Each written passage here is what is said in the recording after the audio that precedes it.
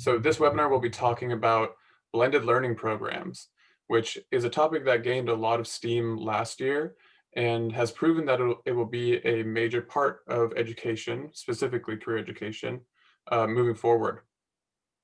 So we're fortunate today to be joined by two individuals who are very knowledgeable about blended learning. We have Holly Owens. She is the president and CEO of Jolly Holly Education Services and a former instructional designer. And we have Ryan Vanshur. He is a co-founder and the VP of Client Success at CourseKey. Now, Holly and Ryan will be sharing their knowledge and their expertise on blended learning with us. But before I turn it over to them, I just have a few housekeeping items I'd like to cover. Number one, this webinar will be recorded. So anyone who has registered will receive a link to the recording in their inbox later this week.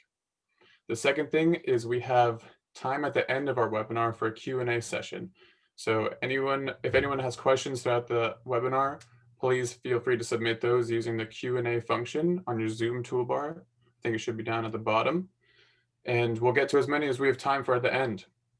Questions are highly encouraged, so don't hold back. Last thing is this webinar is brought to you by CourseKey. And CourseKey helps institutions increase their efficiency, improve their compliance, boost their retention rates, and increase their student engagement, whether online or on ground, using our career education platform. You can learn more about CourseKey at CourseKey.com. All right, without any further ado, it's my pleasure to turn it over to Holly and Ryan. Holly? Actually, I'll let Ryan go first and introduce himself, then I'll just start talking. Perfect. Yeah, Holly's going to drive the train. So my name's Ryan Vanshur. As Alex mentioned, I'm one of the co-founders of CourseKey, also the VP of Client Success. And so I really spend my time on the post-sale side and helping these schools implement technology, work with change management, teaching, training, onboarding. And so we're very much in the weeds in our career partners programs. And so this is going to be pretty focused on some of that experience that I have. Holly, go ahead and introduce yourself. But as you guys will see, Holly's going to be the expert here. I'm just going to tag along. Thank you so much. And, I want to give a shout out to Alex as well. He put this whole thing together within a span of like less than a week for us. So we're really excited that Ryan and myself could join. And my name is Holly Owens. I am the President and Chief Education Officer at Jolly Holly Education Services. I have been in education since 2007. And I've taught high school. I've been an instructional designer. I've been an instructional technologist. My life is surrounded by education. I'm almost done with my education venture, and I'm getting my doctorate this year. So I'm at the terminal stage of education, which is great because I have to get to that finish line. But I'm really happy to be here with CourseKey, and I had the opportunity to work with Ryan on a project, and I really was able to engage in the product, and I really love what they're doing. So I want to just share, some of the best practices from my expertise about how to do things, with blended learning programs. And of course, this can apply to, all sorts of modalities. So this advice is, it can span across different realms. So first, we do want to get to know about who you are, those of you who are attending the session. So we have a couple polling questions prepared. So I'll have Alex deploy those so we can get an idea of what you do and why you're attending this webinar and what you want to learn. Yeah, so as Holly said, we have two poll questions here for you. I'm going to launch them. The first one is about your relationship with blended learning, and the second one is about your role. So here we go. So the polling is live to our audience. Answer those questions really quickly, and we'll get rolling with the presentation. Holly, after they've answered them, I can let you know about the results. Yeah, and I'd love it if we could just share with the audience as well. I think it's important that they know who they're among in case there are any networking type opportunities for people to, collaborate. It says I can't vote, which is very depressing. Nope, you can't. I'm on the other side. I'm on the dark side now. I saw that too. I kept clicking on it. I was like, oh man. Okay, we'll give another 15 seconds. Almost everybody has answered. Excellent. We have some very engaged students and learners. I love that. Yeah. Okay, so I will go through the results. The first question was, what is your relationship with blended learning? First answer is, I'm unfamiliar with blended learning. That was nobody. Second is, I'm familiar with blended learning. That's about half of our audience. The third one is, I'm considering blended learning for my programs. That's at least one person in our audience. And the fourth option was, I've blended learning rolled out in my institutions already. So a good balance there. Excellent. And for the what is your role question, we have about 10% CEOs and owners. We have another 10 campus president. We have a bit over a fourth of academics leaders. We have a compliance leader, and then 20% program director and almost 30% technology leader. Awesome. All right. So we have a pretty diverse group, it seems like, of, you know, all sorts of people who impact this process. So that's good. Yeah. So you guys can take your ideas, and if you're the president or you're the CEO, you can definitely implement these ideas. So I know that CourseKey has done a great job with, as Alex said, putting out some of these webinars about blended learning. And really in a pre-COVID world, blended learning looks a little different than it does in a post-COVID world. So when we're actually in the classrooms, or we can be in the classrooms to be around each other, it's really what it says it is. It's the blending of the two environments. It's online. So you have that component where the students are either through a platform like CourseKey or learning management system, they're getting the information they need for the class, they're absorbing it. And then in the face-to-face, it really becomes an opportunity to be active and dynamic and, you know, clear up any misconceptions, share those learning experiences. So we're combining I call it the best of both worlds.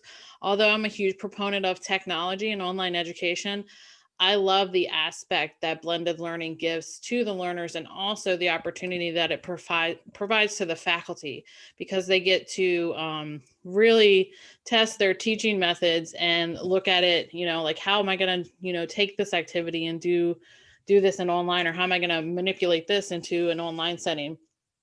In our current situation, the face-to-face aspect exists more as we're talking right now in this synchronous type session. So really, you have to be very creative about what you're doing. If you're using like Zoom, if you're using breakout rooms for your activities, you know, there's this term floating around called high flex model. So you have the blended, you have the synchronous sessions. So it's really, you know, just bringing those two things together and giving your learners the best experience possible by combining those two different types of formats. And Holly, I have a question on that, because I know a lot of people talk about, like you said, you know, COVID, it may be accelerating some of the adoption that some of, especially career schools, because they've been traditionally very hands-on. Yeah, a lot of my clients, where a year back, if I would have said, can you see yourself doing blended courses, they would have said absolutely not, just because it's like trades and, you know, it's so hands-on, and they need to be in a lab or, you know, a workshop or something like that. How do you see, I mean, career schools maybe, you know, trying to adopt some of this in such a rapid pace? Do you see that it being, you know, when you said post-COVID, is that still, you know, high intensity, hands-on mix, you know, to spread out some of like the, maybe like the space that's available for the students, where they're doing more online for theory, and then they're doing a lot more like the hands-on at the school? Or how do you see that working for career schools? Because, you know, they, not all of them have like an LMS, like a 4U university. Yeah, absolutely. They, you know, I really am empathetic to those particular situations. I worked at the School of Health Sciences at Toro. So they have a nursing program, and I cannot imagine right now how much people are scrambling, like you said, with some of the trade schools and stuff like the HVAC and the electricians and those types of things, where you really need to be, you know, they have the journeyman where you really need to have the expert there with you, pointing you in the right direction. And I really see it really depends on the culture of the institution.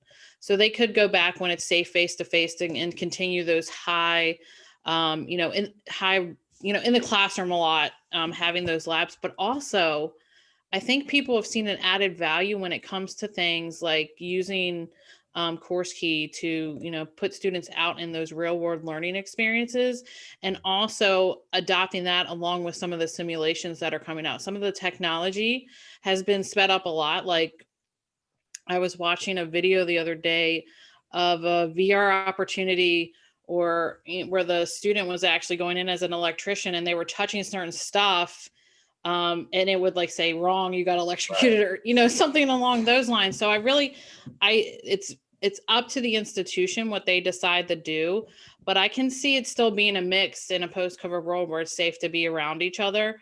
Many people are like, I can't wait to go back to face, but I've also heard many people say, I never knew this stuff existed. This technology, and I really want to use this even when we go back in face to face. So that's a great question, Ryan. It has a lot of moving parts, obviously. Yeah, I think one of the things I've observed is a lot of the schools see that they can clear up a lot of space for, the hands-on learning, and they can do a little bit less of the, what you would call like theory, and more of like the lecture style. And so I'm curious to see how that plays itself out over the rest. And we're going to touch on that too. That real world experience is really important in those sectors. Like you can't go into a classroom and learn about theories or concepts or definitions of electricity or HVAC and then go out into the world and be successful. You really need that extra step. It's not a good idea to just take a little, YouTube video and say, we've tried that before, changing your oil in the car or changing your tire. It doesn't give you all the steps that you really need necessarily. Yeah. So great question.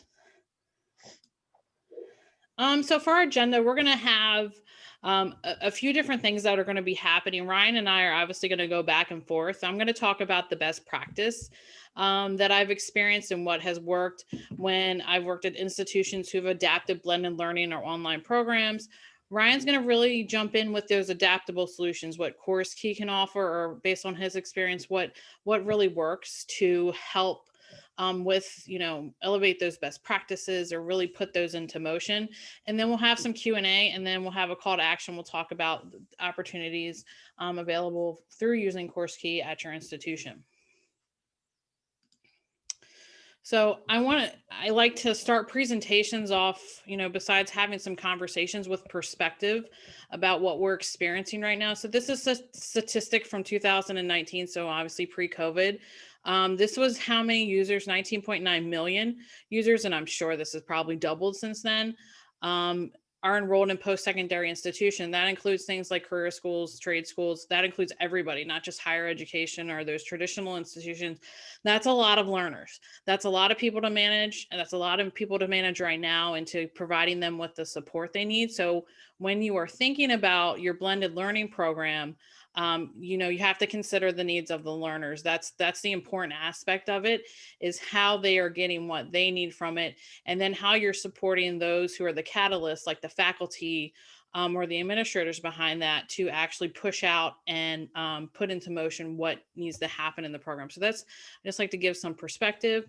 And also when it comes to technology, I'm a huge proponent of educational technology and online. I was before COVID. I'm not one of the, I don't want to say a bandwagon jumper, when you jump at NFL teams, like, I don't like Baltimore anymore this week because they really screwed up on Sunday. But in terms of educational technology, there was a quote by John Dewey that kind of resonated with me when I was thinking about this presentation. And we teach today's students as we were taught yesterday's. So considering, the boomers and the Gen Xers, we rob the students, the current students, the millennials, and, the Gen Zers of tomorrow. So if we're teaching ways in which we're doing things the old way, they don't necessarily work for the future generation of students. So we really have to take into consideration what traditional things still work and what new aspects we can add in to what we already do and help these learners flourish in these types of settings. So like I was talking about virtual reality and augmented reality, is that an opportunity for you at your institution to incorporate that into your blended learning program? Think about 10 years down the road. I'm sitting on an iMac right now. I see me having multiple screens like on my wall, and being able to slide my screens as opposed to take a mouse and move it. So think about, how technology is going to evolve along with education. Education always seems to be catching up. And we don't necessarily want to do that. We want to be right along there with technology and making sure our students are get the best technology, the best education, the best learning experience. So really like that quote from John Dewey, and that was a long time ago. So when we were talking about this presentation, we really considered the different phases of implementation that you have to go through when you're designing a blended learning program. You have an idea, you say, okay, I want to turn, whatever, let's say, biology into a blended learning program, or we can say, let's say HVAC, what I've been talking about. So conceptually, you have to talk to the stakeholders that are involved in that and really get an idea of how is this going to happen? So how is this rollout going to happen? What do you need? What are the resources and things that you need to do so? But there's a lot of other things to consider in that conceptual situation, which I'm gonna talk about in a few moments. Then the execution phase, when you're actually rolling everything out and the program has been approved and the students are enrolling, the faculty, you're getting your faculty on board, you're using CourseKey, you're getting the training, everything that needs to be done. And then there's an evaluation phase, because we know everything doesn't go perfectly. If it does, I want to work at your institution because you do things well. If it does go perfectly.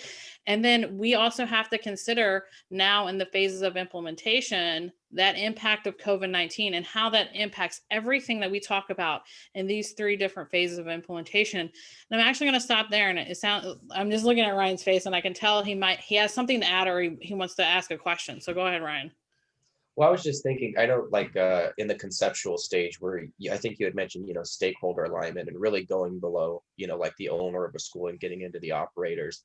And one of the things that I think is kind of challenging, especially for schools, is, I have clients that run trades, allied health, nursing, and even like some, business law or something like that. And what I notice is there's almost different cultures depending on like the type of program. Like the nursing tends to be far more familiar with ebooks and some of the other stuff. Whereas when I look at the trades, you really do have to take into consideration like the types of learners, the types of instructors they have, where, they're part-time, not necessarily full-time, they work in the day or at night and they're coming back to teach possibly at a school they graduated from. And I really see differences in like, based on what you're teaching and who you're teaching that to, like how you should be approaching, your conceptual stage and thinking about like, what does it feel like to a learner that's used to holding tools in their hand and talking to an expert and working, on a machine right there in the lab, versus maybe a nursing student who's been using some of these ebooks and simulation tools and some of the other stuff that you mentioned. Yeah, that's important. That's definitely important to consider, not only when you're teaching, is where you're meeting the people at, where you're meeting everybody at. Are they at that stage, like you said, with nursing, where they have a familiarity with the ebooks and you can mention that stuff, or is this all brand new to them? Like imagine walking into a room with like Oculus goggles everywhere and you put those on. That's so new. That's so like, oh my gosh, you have to adapt to that type of thing. So at the conceptual phase, you're really considering asking all those questions and trying to think about in advance. You're kind of trying to be Nostradamus and say, what problems are we going to run into with this? Because you're also making yourself very transparent and vulnerable to what issues you might have in that situation. So that's a good point. And another question I have, when we're talking about evaluation, I think a lot of the audience here already has, a blended learning program, or is implemented, at some level. Is there like a general, maturity, table or something to where, this is what your phase 1, if you're doing blended, looks like? Here's maybe what phase 2, if you're a little more advanced. Like, do you think there's, something for the folks where they can kind of measure their own state and see where they can improve based on student experience, curriculum design, the tools, like what they already have available? Are they at a certain point where they're like, oh, you're blank percentage of ready for online? And again, that's situational as well. And that's probably a good tool to consider, is like if there's some sort of quiz or there's some sort of survey you can take and it can tell you based off of your answers where you're at. Like you can talk to an expert like myself or, you know, your instructional designers or your online education team and say, this is what we have and this is what we're considering. Do you think this is feasible and how long would it take?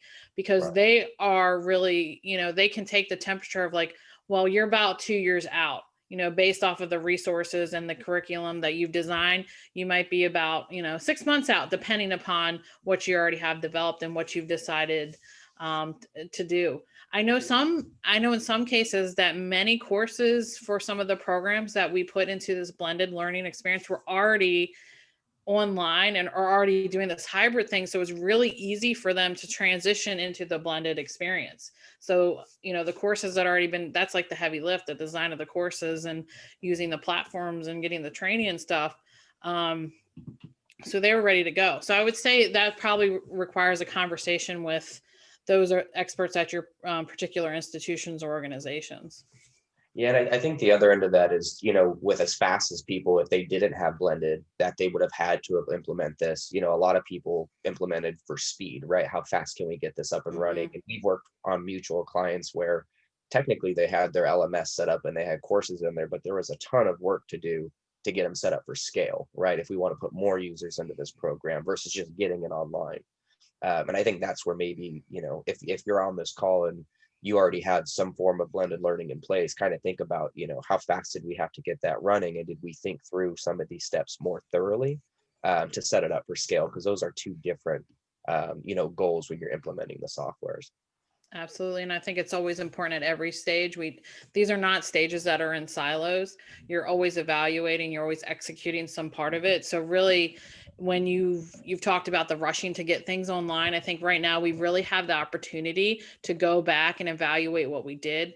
Now, while things might have worked, like you got the content up there, you got the information out there, how can you do it better now? Because, you know, multiple iterations of courses, multiple iterations of doing different, the way resources are disseminated to individuals, you just keep making it better in education. So, you know, there's never a finish line for education. You can always go back and make something, change it differently. And obviously you do that, you know, depending upon the audience that is enrolling in your courses and your programs. Right. Yeah, you got to find a way to get the quality back into it. If you're used to the hands-on quality of learning and you're going for scale, you got to find a way to make sure you're still delivering some quality instruction in there. Absolutely.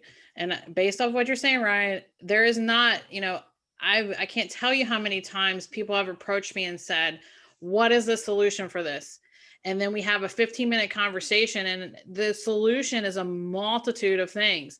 There is not a silver bullet necessarily to fix things. You have to be open to many different types of technologies or types of services or support coming in and helping you with this, because it's not like you put a Band-Aid on it and it's fixed. The bleeding stops. You really have to think about how this is going to impact the learners, the stakeholders involved. So, you know, go back and reevaluate things and really take those things into consideration. I wish in the classroom as a teacher, like, I couldn't reach 100% of my students. And that bugged me constantly as a type A personality. Like I couldn't 100% get them all to pass. I couldn't 100% get them all, you know, to graduate. But that's something that's a problem, but that also is job security, you know, always trying to get to that 100% threshold. Like, yeah, we have 100% of everything, but going back and considering the resources and things you have available. Excellent. I'll let you start getting into it. I know we're gonna. Yeah. No, I know you and I can talk about this all day. So, in terms of considering starting your blended learning program or where you're at, whatever stage you're at, I call this the big 6 things to consider, and not in any particular order. But of course, we first mentioned when we talk about programs and implementing new online or blended things, we have to talk about the accrediting bodies. They are the people that give us the recognition that says we know how to do what we're doing. We're accredited, we're following the policies, we have resources available, services available to students. So that's a huge part of the situation. And for those of you on the call who've already done that, congratulations. I know that's a very tedious process to get accredited and provide all the materials and resources. But you also want to consider the transparency of the situation. You know, I think if you live in silos at your institutions or organizations and you're not sharing the information out, like nursing people wouldn't talk to the the occupational therapist people, but they had a lot of things in common and they could have overlapped in some of their courses. So you want to be transparent about where those connections can be made, and how you're doing things. Don't, make a program and say, we're going to do it this way, and then not get feedback from anybody, because that's not going to be successful, because you're not meeting the needs of your constituents or your stakeholders. I'm not very political, but I did teach high school government, so sometimes I use the big government words. And of course, we talked a lot about resources, time, safety, COVID-19, the PPE, getting people into your internship opportunities, going out in the field and working, taking all that into consideration now.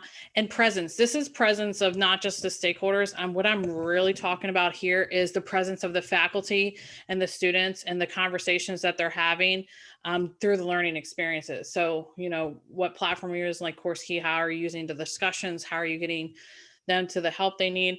That all this is like, and there's more. It's a big part of lifting up and creating your blended learning experience.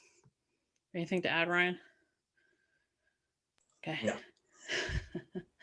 No. So let's talk about the conceptual phase. So I took some of the big six and I kind of put them into like conceptual phase. A lot of you have already done this on the call, so the transparency, the accreditation, the safety, and also the internal culture of the institution. What is your mission? What are your values as an institution? So that really plays a role in how you, promote your programs and how you say, okay, we adhere to whatever expectations set forth in, HVAC, whatever. I can't talk to some of those things. So I try to give top level examples.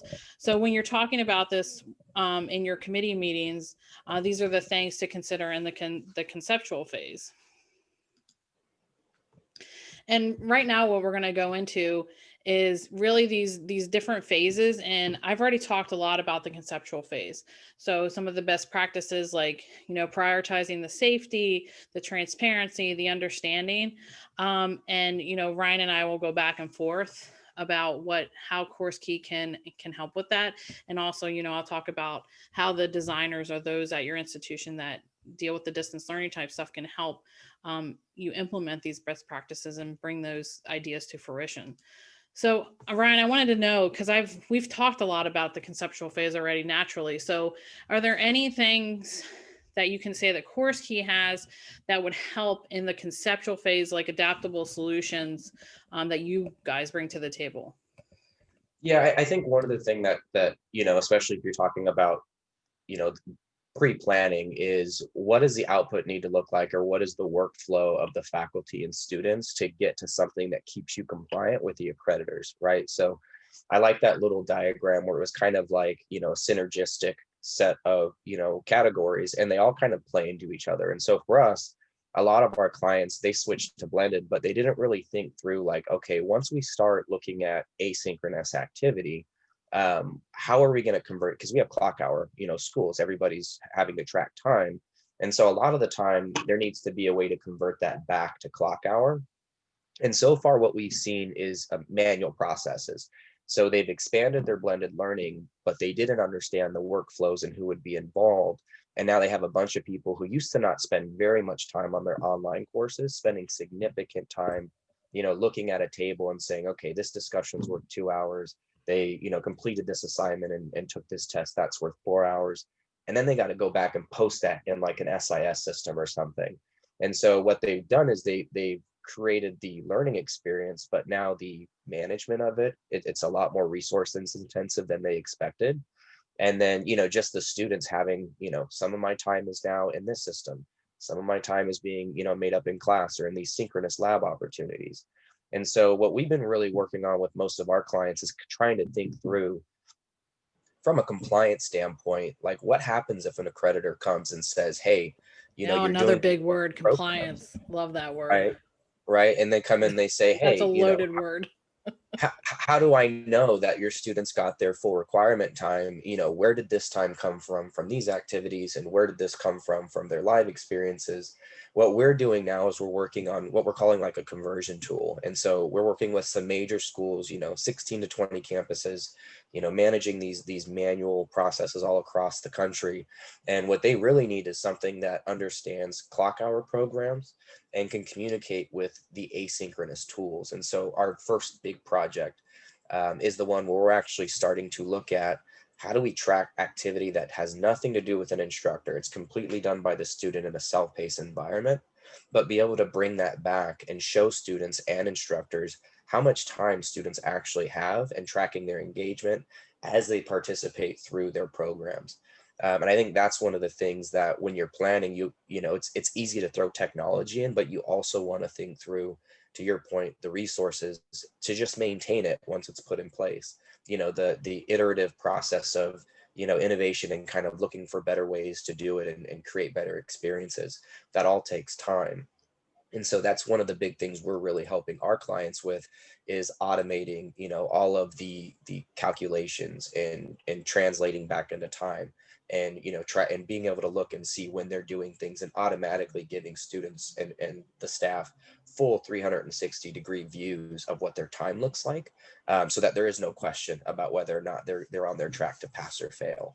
And we all know, getting students graduated and into the market is really how these schools recruit more. And so we're kind of happy to be able to help more people hit that finish line.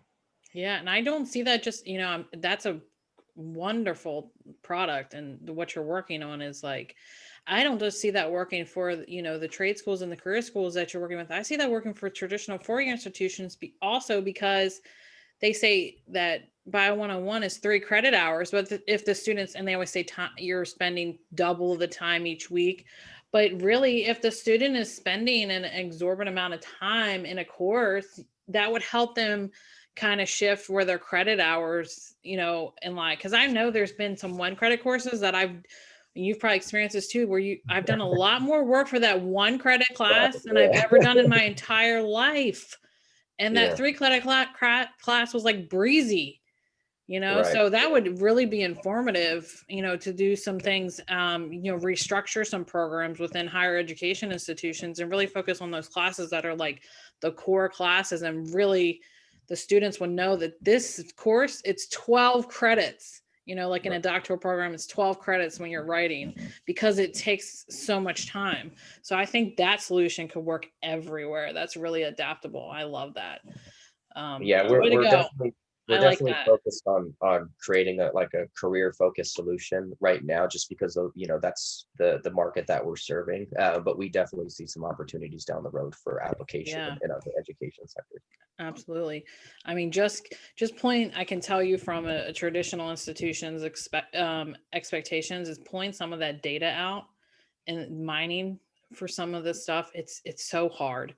It's hard to, get the systems to talk and everything, but really love what you're doing there. And that's going to help in so many areas. So we're already getting into this too, the execution phase. I have 4 different areas I want to talk about here: the community of the teaching, the timeliness of what's happening, also in the real world, the feedback that students are giving during the execution phase, and also the feedback at the top level too, as you're executing, when you're putting out what you're putting out.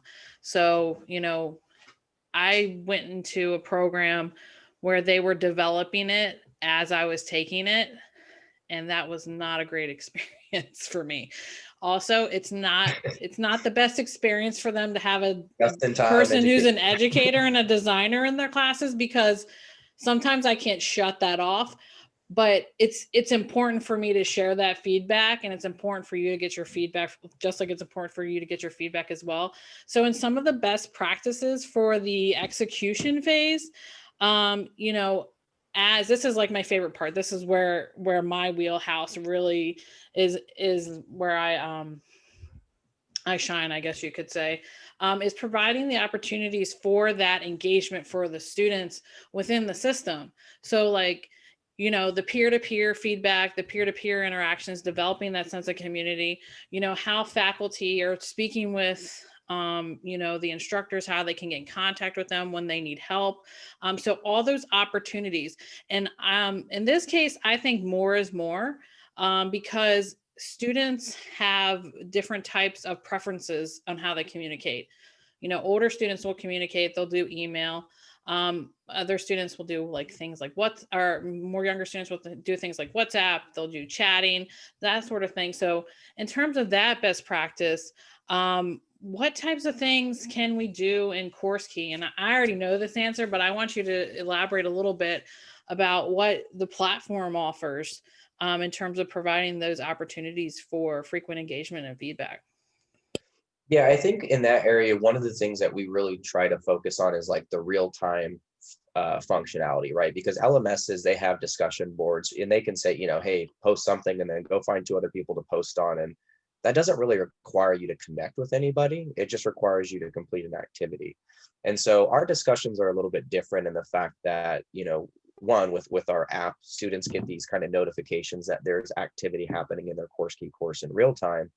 And we have this whole engage part of our platform. Like our bread and butter is attendance, but we also understand when you're not in the class anymore and you're using something like Zoom, you need some tools to be able to prove that not only did your students check in at the start and check out at the end, but while they were on that Zoom stream or in the classroom, they were engaged. And so you can kind of think of our discussions as like a virtual extension of a classroom. And so it lives after the Zoom session's over and it lives after the live class is over. Students can usually, we see them just kind of connecting with each other, creating study groups, sharing documents, asking questions. And it's really designed just to kind of give you that virtual space to stay connected, especially when you're not allowed to be on campus as much as you're used to.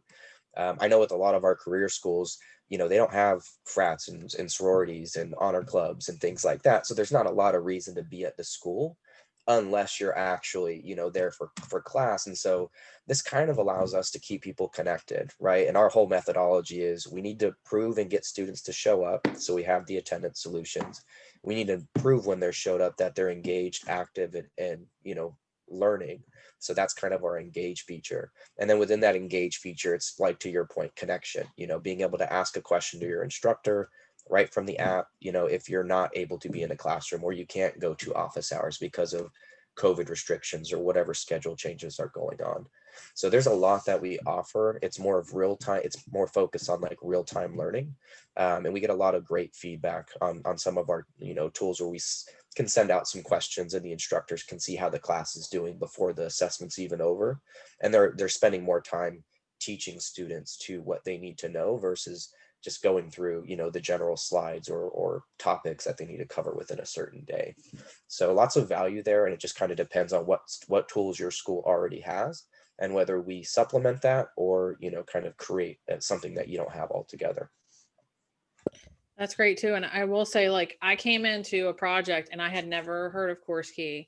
And when I started using it, and that's one of the first things I started looking for is the engagement opportunities. And I would also say that those engagement opportunities also allow for, you know, going beyond just the basics of what you're teaching in the classroom. So sharing a relevant article, sharing a relevant TED talk, sharing something relevant that extends the content for the students and also gives them, you know, maybe a tap into, if it's an introductory class, into that real world experience. So that's one of the things I really liked about CourseKey is that, you know, it has that real time engagement. And I'm always looking for, like in some of the other systems I've used, they have a chat feature, but I find I'm the only one online, so I can't chat with myself. Yeah. But CourseKey, you still get that notification and you can say, okay, we're all going to come on at this time and really have an engaging discussion, like a synchronous, you know, conversation, but then also that asynchronous component where you can go back and you can see if you weren't available, you can go back and see what's been discussed. So that brings me, go ahead. I was going to say, there's another kind of interesting phenomena that we're seeing with some clients where, you know, one instructor, you know, to one class was typically, you know, the format. But when you start going to Zoom for more of your theory and lecture stuff, we've now seen, you know, the scale of what we can do, right? Where you can put students from technically 3 different schools in one Zoom session with one instructor. and teach just as effectively as if you would sitting in a classroom. They would never be able to put that many students in a class because, you know, their capacity wouldn't allow it. But some of the accreditors that we've been working with, they're actually looking at, you know, cross teaching, where we can have 16 people in this webinar from 2 different campuses, and one instructor using CourseKey to sit right on top of Zoom and track the attendance for both locations and send assessments to the entire class.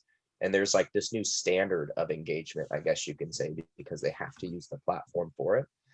So it's also creating more opportunity for, you know, teaching more students with less resources is one of the things that we've seen. While again, the key thing is maintaining the quality and the engagement.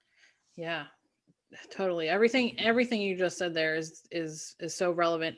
And also when it comes to those sorts of engagement tools, it's humanizing the online experience, because that factor is missing. Like, I'm sitting here moving my hands right now, and you know, I can actually, just from knowing you, I know when you're ready to talk. So you learn that about your students as well. You know, you can really humanize that experience and get to know them more.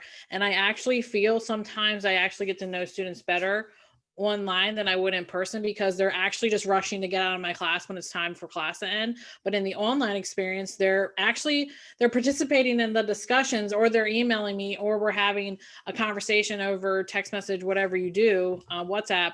And I'm learning about, you know, sometimes more than I want to learn about, but it's impacting their learning.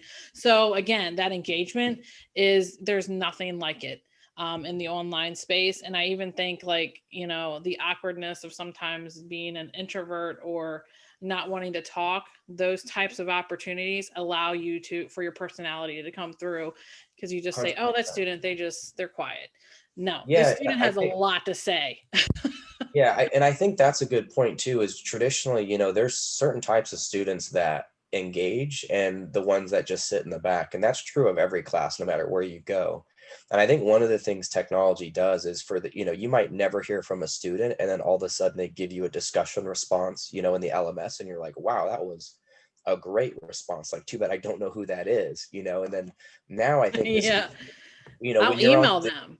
Like, you'll right, you'll yeah, you'll point them out. but they would have never spoken those words, right? Just because it's not in Exactly. their nature. And so now you get more equity, I think is a good term, where, you know, everybody sort of has that digital voice.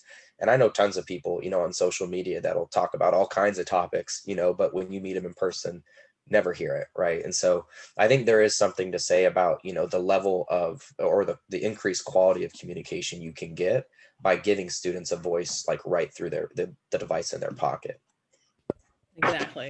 Exactly. And we're talking, you know, a lot of these best practices, like I said, they're not siloed by each other. So we're talking about this presence also. And I'm not talking about like presence you get for the holidays. I'm talking about presence, like you being there, you know, as a faculty member, or even as, you know, in a leadership role, your presence is important in your program.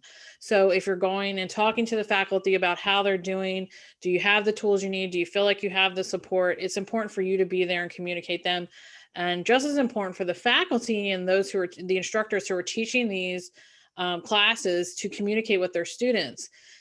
All too often in higher education, or you know, some of these other opportunities with trade schools, the instructor becomes they are the subject matter expert, but they become lost in the conversation. You are the catalyst behind why they're here. So you are the driving force behind what they're going to learn, if they're going to be successful. I know that's a lot of pressure, you know, but you also open up a lot of opportunities for them. You know, being in the real world, like, you know, instructional design or HVAC, or, you know, being a microbiologist or whatever you do. So you have to be present there, and they love to hear about how the real world works, not just undergrad, not graduates, not older people, everybody. They want to know what your experiences are. So being present and having those discussions is very, very important. Yep. I also want to talk about too, you know, with CourseKey, I really like the opportunity for the assessments, the auto graded assessments, because sometimes you don't need to have, you know, as much as I want to like have these great engaging life-changing conversations, sometimes you just need that quick self-check. You need to make sure that you understand the term. So there's that, auto-graded, through polling or assessment. So Ryan, if you want to touch on some of that a bit, that CourseKey, it was really nice. You set it up, it's ready to go, and it's point valued, and it auto grades, and then I don't have to do anything. Yeah, and I think what's kind of nice about what makes us different when we talk about more real time than maybe like an LMS is like the engine that we built to manage our assessment. So there's a whole like content repository, and it's typically pretty standard content, quizzes, exams, polls, surveys, things like that. But what's nice about it is, it can be managed across multiple campuses with a master, kind of what you might call like a blueprint. Now ours is true synchronous. So if you go and make a change in your blueprint and you've got that at 10 different campuses, all 10 campuses get the update simultaneously so that you've always got the latest changes and all the courses that have been assigned. Your designers thank you for that. That makes our lives right. so much Yeah. easier. Because version control is a nightmare, for anybody trying to manage course design and stuff like that. And so we wanted to make it really easy to have a standard of assessment for our clients. So if you've got, 10 different medical assisting programs across your different locations, and you want to make sure, to your point, the expertise and the experience of the instructor is the flexibility part, but the underlying assessment and measurement of these students and how they're progressing is standard. That's what we're great for, because now you're sort of giving them, your quizzes and exams. To your point, I don't know how many people love the bottle of wine on a Friday for grading, but that's a pretty consistent story that I hear, when you've got your faculty on paper and pen. And so not only are we saving them the time on going through all the quizzes and exams and the grading, but we're immediately giving that feedback to the students, right? There's a real-time dashboard that's actually telling your instructor what question your students are struggling on, and where you're probably going to want to reinforce some teaching and training on these certain topics. So we're much more designed to give real-time feedback, to send real-time updates, to allow less work but accomplish more when you're trying to make sure that everybody has a standard level of assessment, right? And that's one of the biggest, I think, challenges for some of our clients is, I have this program here doing great, this program here, the rates are a little bit lower of our passing. What's the difference? And we can really allow you to go into the data and measure campus by campus, program by program, and see, maybe there's some areas where we can coach up an instructor to make sure students are getting to that finish line, which is everybody's goal. Right. And it's wonderful. I mean, I've never seen a platform like CourseKey. I've always worked with the big four LMSs and traditional institutions, and some of the things that you guys offer. And I want to mention, and I'm not getting paid royalties by CourseKey for mentioning this. I actually have used these things with a client and trying to, deploy an opportunity that was great for learners. And we did do it, and I learned it through CourseKey. And one of the big things that you guys do really, really well, and that I like, that also provides this connection to the real world experiences that we're alluding to, are the externship site management. So, the students going out to their sites, their clinicals, whatever they may be doing, and they're getting that real world experience through a class or a credit opportunity.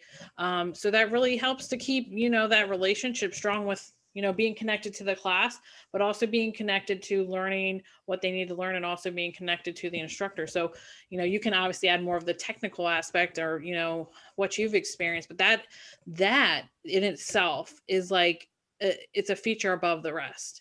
Like knowing that they're actually going to what they're supposed to be going to.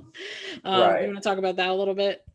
Yeah, and I think that the externship experience, or maybe even clinicals, is sometimes like the most time consuming and often outdated part of our clients, general processes. And most of the time it's because, they're signing a timesheet that they take out all week long, and then they eventually turn in the timesheet, and then they find out, a week later how the student did.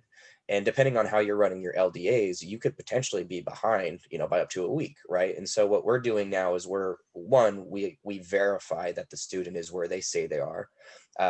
We track the time for you in real time so that your dashboards are lit up, and you can literally see every single site that a student could potentially attend and whether they're there or not, like real time. So you don't need to wait a week to get that information back.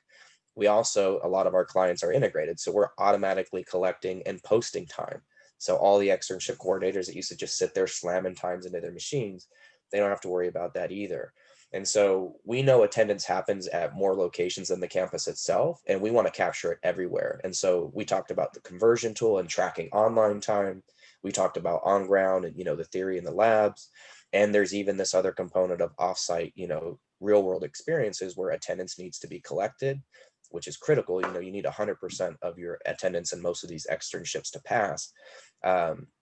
And being able to make sure that students and staff and the whole school can see that 360-degree view of all the time the student has tracked, right? Not just in a Zoom or on campus or at the externship. It's all there centralized in one place, and you're managing and tracking it in real time.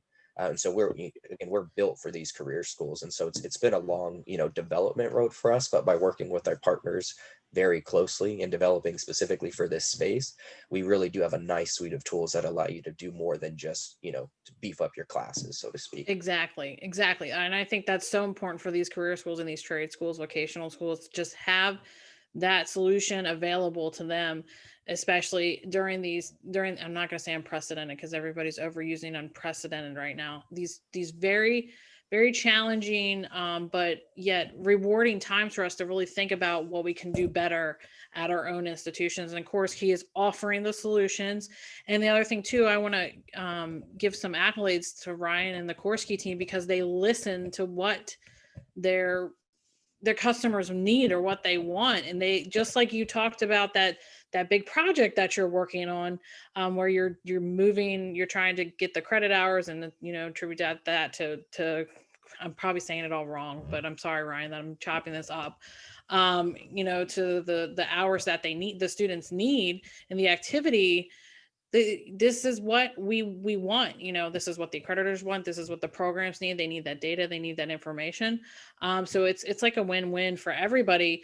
And I really like it that you guys listen to what the customers want. I feel certain times when things get too large, that the voice of the customer gets less and less, but you guys really listen to what the customer needs, because we were even asking for some stuff on the project, and you just listen to us. You're like, oh yeah, you can, this is where it is, you can do this here. And we're like, oh, okay. You're like, oh, well, we can talk about that and see what we can do. So that's important too. I know we're getting close to time. So because we wanted to leave roughly 10 minutes. Go ahead, and then I'll talk about COVID. Oh, actually, that's what I was going to say. By listening to our clients when COVID hit, everybody was trying to find a way for screening. So I guess this is just a really good transition. But one of our latest features was an actual, CDC compliant survey that pops up on the app for all students and staff whenever they show up to a school or a site. And we have a whole engine built around collecting and reporting the results of those surveys and automatically flagging COVID administrators when somebody, answers a response that triggers like what we would call a red card. And so our clients came and said, hey, we're trying to bring students back on campus, and we're doing these papers and pens, and we don't really have a way of storing this, or, even doing, who was here on this date, and who checked in, and signed in the little surveys. And so when we developed this feature, it immediately started allowing, our clients who were already familiar using the app for other things to just start tracking and doing things that way as well. So it was unprecedented, but there are some tools that came out of that a lot of our clients have been able to leverage to open up safely and help bring students back to school in the states that have been allowing it. Oh, my mouse is being super sensitive today. I don't know why, but every time okay. So, just talking about, you already talked about the solutions and I think that you're following the CDC guidelines and, any of the PPE stuff. And it's going to, if somebody's like, I have 105-degree fever, you can't come in and do your externship today. You need to go home. So that's really important when we're considering things with COVID-19. Now, I think, so Alex, I don't know how you want to do this, because Ryan and I have done so much talking and we have about roughly 6 minutes left.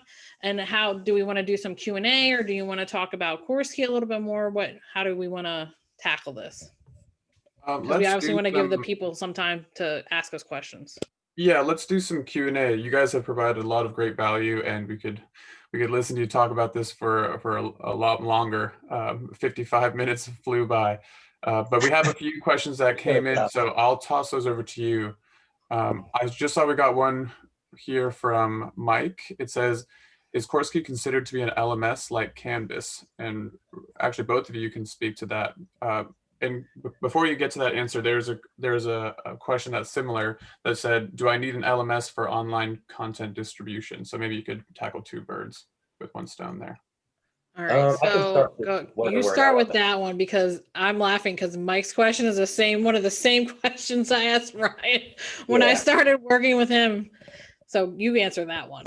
Yeah, and I think that the distinction is what we focus on real time. So while we do have a lot of, kind of core features of an LMS, it's more the features that we could, kind of use in a real time way. And so we kind of consider ourselves maybe more of a learning enhancement system than something that's built for strictly online courses. And that's why we work well with Blended, because there is that component of real time, but we do have some of those tools that allow students and instructors to do like self-paced course review.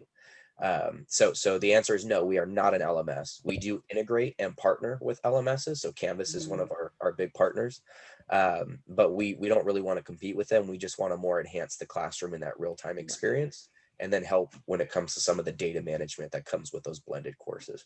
Exactly. And I would say that Canvas is a wonderful LMS, and I'm totally biased to Canvas because I just love Canvas.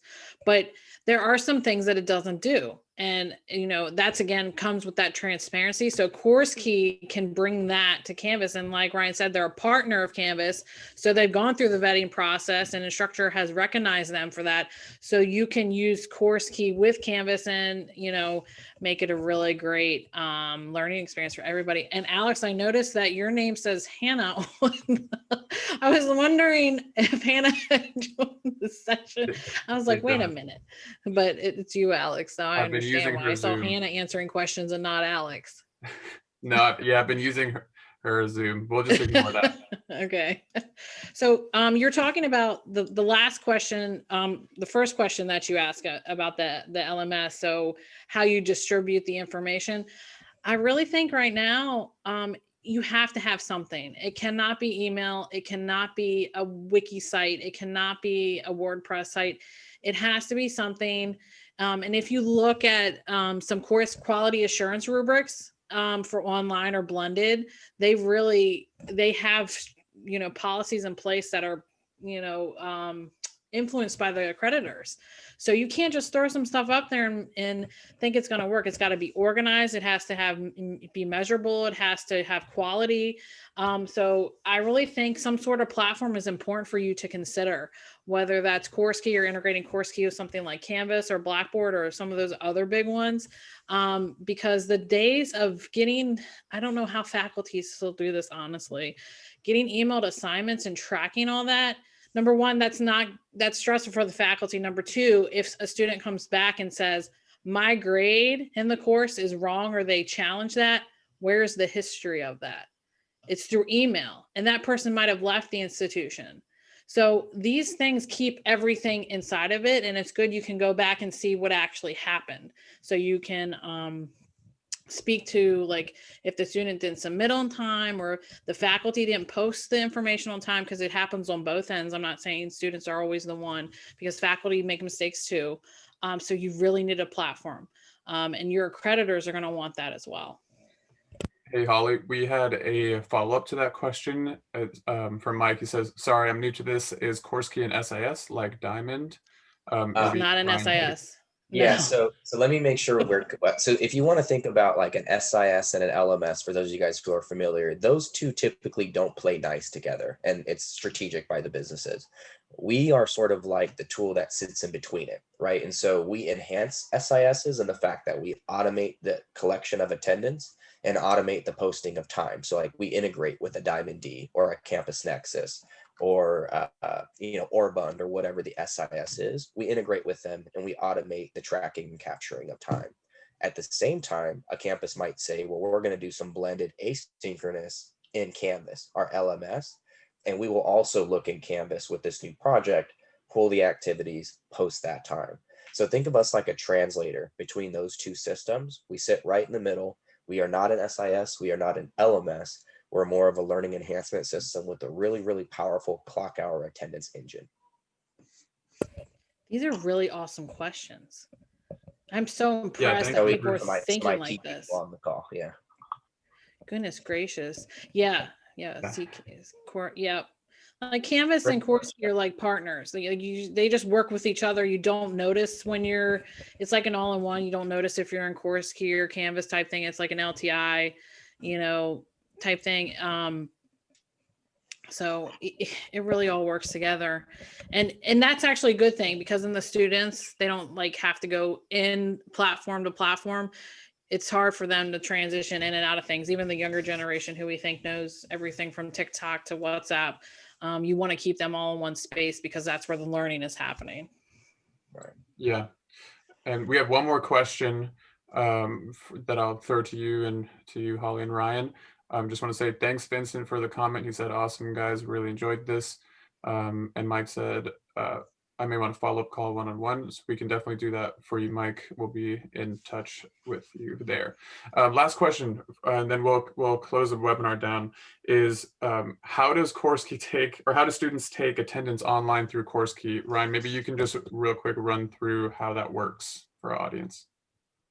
Right. So if it's online and you're talking about, asynchronous, then what CourseKey is going to be doing is just looking at the activities that students completed in whatever program they've completed online, and then converting that to time. So that's how we take attendance. It's based on the activities, and then how the system determines this activity is worth X amount of time. So that's when we do it online. But there's also things like synchronous online, like we're online now on Zoom. And if I showed a QR code, and you scanned it with your device, you could check in. If, you did your fingerprint or your face scan and your biometrics matched, on your device, you could check in using biometrics. So we have a series of technology that's built and available for all the different types of synchronous learning environments where we're doing it in real time. And then the other part of our platform is kind of built to go to your LMS and look for when they do things on their own, grab those activities, convert that into time, and then get that back in, so you have a full report of how your students progressing in both the on-ground or synchronous and the online or asynchronous environments. And it's all done through mobile apps, in case, for the real-time standpoint. They have an application they download, they click a button, checks them in and out when It's so easy to use. It's so intuitive. I used it myself, and I could figure, not that I tell faculty everything's easy when it comes to technology, and they get mad at me. So it is easy. It's intuitive. I'm saying that from a perspective of somebody who never used CourseKey before I did this opportunity. All right, thanks for your answers, guys. And we're gonna actually close down the Q&A there. So we'll wrap up real quick. To our audience, thanks for submitting your questions. Ryan and Holly, thanks for taking the time to answer those. We would like to just let our audience know, if you're interested in CourseKey, we really want to talk to you and get to know the needs of your school and the goals you have around those needs and what we can do to help you achieve them. So if you'd like, you can email me. My email is alex@CourseKey.com. If you'd like to get in touch with Holly or Ryan, you can let me know, and I'll be happy to connect you with either of them. There's also a post-webinar survey. So once the webinar closes down or you exit out of it, there'll be a quick survey that you can fill out there. And you can also indicate if you'd like to schedule a demo through the survey. But thanks everyone for spending the time with us today. And thanks, Holly and Ryan. Thank you. Absolutely. Have a great day, everybody. Bye.